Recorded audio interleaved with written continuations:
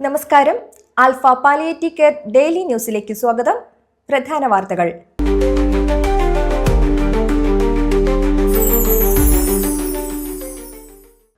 Alpha Chavakkad centre വാർഷിക പൊതുയോഗവും പുതിയ ഭാരവാഹികളുടെ തെരഞ്ഞെടുപ്പും നടത്തി. ഷംസുദ്ദീൻ വലിയകത്തിന്റെ അധ്യക്ഷതയിൽ ചേർന്ന യോഗത്തിൽ ആൽഫ ഗവേണിംഗ് കൗൺസിൽ അംഗം ഇന്ദിര ശിവരാമൻ മുഖ്യാതിഥിയായിരുന്നു. പുതിയ ഭാരവാഹികളുടെ പ്രഖ്യാപനം ശിവരാമൻ നിർവഹിച്ചു.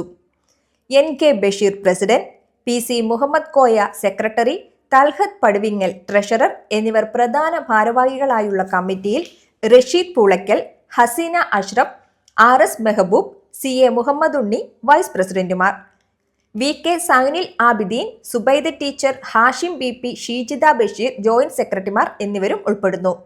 Secretary Haris A V. പ്രതിമാസ സേവന സ്ഥിതിവിവരക്കണക്ക് റിപ്പോർട്ടും സുബൈദ റഷീദ് വാർഷിക റിപ്പോർട്ടും അവതരിപ്പിച്ചു. ഷാജിദ ബഷീർ നന്ദി പറഞ്ഞു.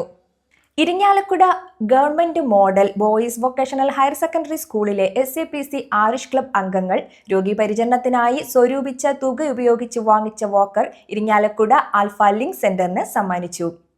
Irinjalakuda municipal chairperson Marykutty Joy alpha Irinjalakuda സെന്ററിലെ സീനിയർ നഴ്സ് ഷൈജിക്ക് കൈമാറിയാണ് ഉദ്ഘാടനം നിർവഹിച്ചത്.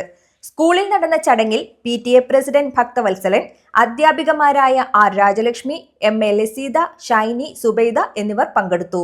ആൽഫ കൊച്ചി സെന്ററിൽ ക്രിസ്മസ് ന്യൂ ഇയർ ആഘോഷങ്ങൾ നടത്തി.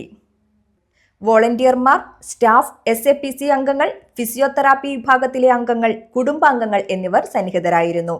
ഫിസിയോ അംഗം അഖിൽ കേക്ക് മുറിച്ച് ചടങ്ങുകൾ ഉദ്ഘാടനം ചെയ്തു. പിന്നീട് വിനോദ പരിപാടികളും മത്സരങ്ങളും ഉണ്ടായിരുന്നു. വൈസ് പ്രസിഡന്റ് സുബൈദ സീതി സമ്മാനങ്ങൾ വിതരണം ചെയ്തു. ഉച്ചഭക്ഷണത്തോടെ ആഘോഷ പരിപാടികൾക്ക് സമാപനമായി.